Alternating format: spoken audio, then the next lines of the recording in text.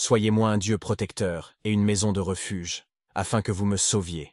Car vous êtes ma force et mon refuge, et à cause de votre nom, vous serez mon guide, et vous me nourrirez. J'ai espéré en vous, Seigneur, que je ne sois jamais confondu. Dans votre justice, délivrez-moi et sauvez-moi. Gloire soit au Père, au Fils et au Saint-Esprit, comme il était au commencement, maintenant et toujours, et dans tous les siècles des siècles. Ainsi soit-il. Nous vous supplions, Seigneur, d'exaucer nos prières avec clémence, et après nous avoir dégagés des liens de nos péchés, gardez-nous de toute adversité. Lecture de l'épître du bienheureux apôtre Paul aux Corinthiens. Mes frères, quand je parlerai les langues des hommes et des anges, si je n'ai pas la charité, je suis un airain qui résonne, ou une cymbale qui retentit. Quand j'aurai le don de prophétie, que je connaîtrai tous les mystères, et que je posséderai toute science. Quand j'aurai même toute la foi, jusqu'à transporter des montagnes, si je n'ai pas la charité, je ne suis rien. Quand je distribuerai tous mes biens pour la nourriture des pauvres, quand je livrerai mon corps aux flammes, si je n'ai pas la charité, tout cela ne me sert de rien. La charité est patiente, elle est bonne.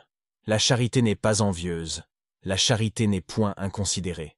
Elle ne s'enfle point d'orgueil. Elle ne fait rien d'inconvenant, elle ne cherche point son intérêt. Elle ne s'irrite point, elle ne tient pas compte du mal. Elle ne prend pas plaisir à l'injustice, mais elle se réjouit de la vérité. Elle excuse tout, elle croit tout, elle espère tout, elle supporte tout. La charité ne passera jamais. S'agit-il des prophéties, elles prendront fin. Des langues, elles cesseront. De la science, elle aura son terme. Car nous ne connaissons qu'en partie, et nous ne prophétisons qu'en partie. Or, quand sera venu ce qui est parfait, ce qui est partiel prendra fin. Lorsque j'étais enfant, je parlais comme un enfant, je pensais comme un enfant, je raisonnais comme un enfant. Lorsque je suis devenu homme, j'ai laissé là ce qui était de l'enfant. Maintenant nous voyons dans un miroir d'une manière obscure, mais alors nous verrons face à face. Aujourd'hui je connais en partie, mais alors je connaîtrai comme je suis connu. Maintenant ces trois choses demeurent, la foi, l'espérance, la charité. Mais la plus grande des trois, c'est la charité. Vous êtes le Dieu qui seul opérait des merveilles.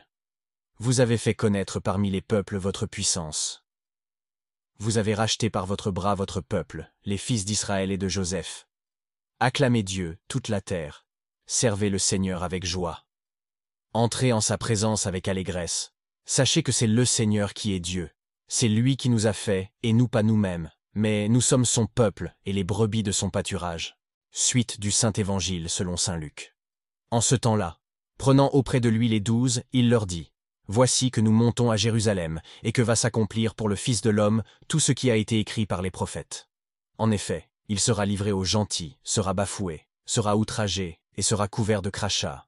Et, après l'avoir flagellé, on le fera mourir, et il ressuscitera le troisième jour. » Et eux ne comprirent rien à cela. C'était pour eux un langage caché, et ils ne savaient pas ce qui leur était dit. Comme il approchait de Jéricho, il se trouva qu'un aveugle était assis sur le bord du chemin, qui mendiait. Entendant passer la foule, il demanda ce que c'était. On l'informa que c'était Jésus de Nazareth qui passait. Et il s'écria, « Jésus, fils de David, ayez pitié de moi. » Ceux qui marchèrent devant lui commandèrent avec force de faire silence. Mais il criait beaucoup plus fort, « Fils de David, ayez pitié de moi. » Jésus, s'étant arrêté, ordonna qu'on le lui amenât. Et quand il se fut approché, il lui demanda, « Que veux-tu que je te fasse ?» Il dit, « Seigneur, que je voie. » Et Jésus lui dit, « Vois, ta foi t'a sauvé. » Et à l'instant il vit, et il le suivait en glorifiant Dieu. Et tout le peuple, à cette vue, donna louange à Dieu. Vous êtes béni, Seigneur, enseignez-moi vos commandements. J'ai prononcé de mes lèvres tous les préceptes de votre bouche. Nous vous en supplions, Seigneur, que cette hostie nous purifie de nos fautes, et qu'elle sanctifie les corps et les âmes de vos serviteurs pour célébrer le sacrifice. Ils mangèrent et furent rassasiés à l'excès, et le Seigneur leur accorda ce qu'ils désiraient. Ils ne furent point frustrés de leur désir. Nous vous en supplions, Dieu Tout-Puissant, faites que nous soyons munis contre toute adversité grâce aux célestes aliments que nous avons reçus.